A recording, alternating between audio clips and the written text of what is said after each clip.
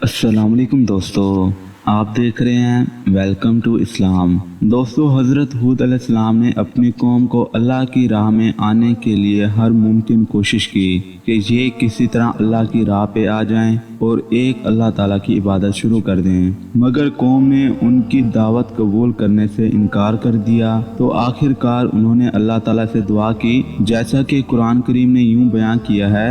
نبی نے دعا کی کہ اے پروردگار، انہوں نے مجھے جھوٹا کہا پر تو میری مدد فرما۔ اللہ تعالیٰ نے اپنے نبی کی فریاد کے جواب میں فرمایا، اے نبی، یہ بہت جلد اپنے کیے پر پچھتانے لگیں گے۔ اللہ تعالیٰ نے اپنے نبی کی دعا قبول فرمائی اور قوم عاد پر عذاب کی ابتدا ہو گئی۔ بادلوں کے فرشتوں کو حکم دیا کہ اب بارش نہ برسائی جائے۔ چشموں کے فرشتوں کو حکم دیا کہ ان کے ٹھنڈے، میٹھے اور شفاف پانی سے لبریز چشموں اور آبشاروں کو خشک کر دو۔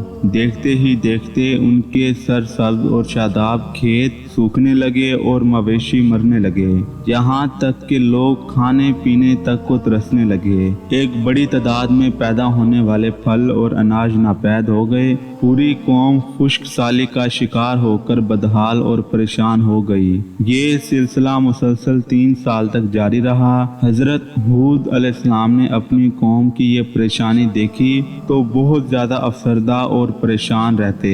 پھر ایک دن انہوں نے اپنی قوم سے فرمایا، اے میری قوم کے لوگوں، تم اپنے پالنے والے سے بخشش مانگو، اس کے آگے توبہ و استغفار کرو، وہ تم پر آسمان سے بہت زیادہ بارش برسائے گا اور تمہاری طاقت میں اضافہ فرمائے گا، اور دیکھو گناہگار بن کر روگردانی نہ کرو۔ قرآن کریم اور احادیث مبارکہ میں توبہ استغفار کے بڑے فائدے بیان فرمائے گئے ہیں۔ ابن ماجہ اور ابو داؤد میں حدیث مبارکہ ہے کہ جو پابندی سے استغفار کرتا ہے، اللہ تعالیٰ اس کے لیے ہر فکر سے کشادگی اور ہر تنگی سے راستہ بنا دیتا ہے اور اسے ایسی جگہ سے روزی دیتا ہے جو اس کے وہم و گمان میں بھی نہیں ہوتی۔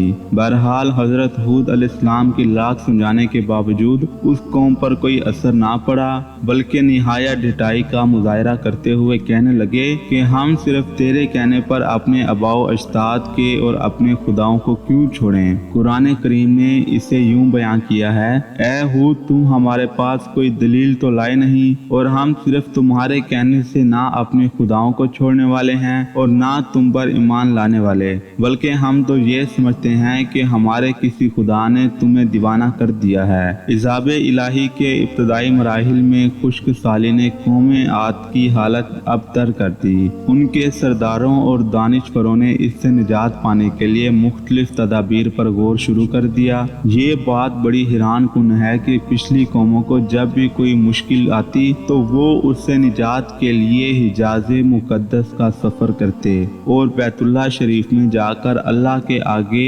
فریاد کرتے۔ یعنی کافر قومیں بھی اس حقیقت کو تسلیم کرتی تھیں کہ اس زمین اور آسمان میں ایک لافانی قوت موجود ہے، لیکن اس کے باوجود جب نبی اور رسول یہ بات کہتے تو ان کی عقل پر پردہ پڑ جاتا۔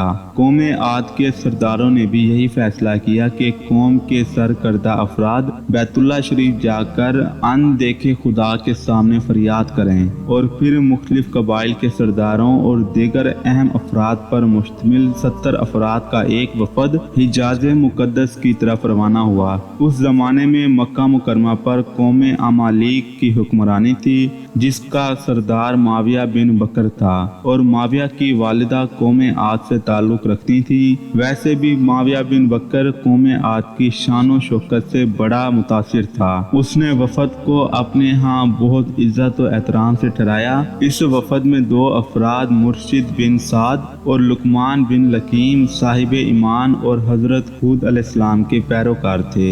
ان دونوں کے علاوہ سب کافر اور بت پرست تھے۔ معاویہ بن بکر نے ان کے اعزاز میں رقص کی ایک محفل کا اہتمام کیا اور تقریباً 1 ماہ تک یہ ये लोग अपने आने का मकसद भूल चुके और ऐशो इशरत और शराबो शबाब की महफिलों में मदहोश रहे। जब उनके क़याम का वक्त ज़्यादा हो गया तो माविया बिन बकर को उनके वापस जाने की फिक्र हो गई। काफ़ी सोच के बाद उसने नाचने गाने वालियों के ज़रिए चंद इशार की सूरत में उन्हें उनके आने के मकसद की याद दहानी कराई, जिस पर वफद को होश आया। तारीख की किताबों में दर्ज है कि इस मौके पर वफद में शामिल मुर्शिद और लुकमान ने एक बार फिर उन्हें समझाने की कोशिश की कि जो कुछ हजरत हूद अलैहिस्सलाम कहते हैं उस पर ईमान ले आओ, लेकिन वो ना माने। दोस्तों, तो हज़रत हूद अलैहिस्सलाम पर जो सीरीज़ बना रहे हैं, आज इसका दूसरा पार्ट यहीं पर ख़त्म करते हैं और इंशाल्लाह बहुत जल्द इसका अगला पार्ट इसी चैनल पर शेयर किया जाएगा। दोस्तों, तो आज की ये वीडियो कैसी लगी, कमेंट सेक्शन में अपनी राय का इजहार ज़रूर कीजिएगा।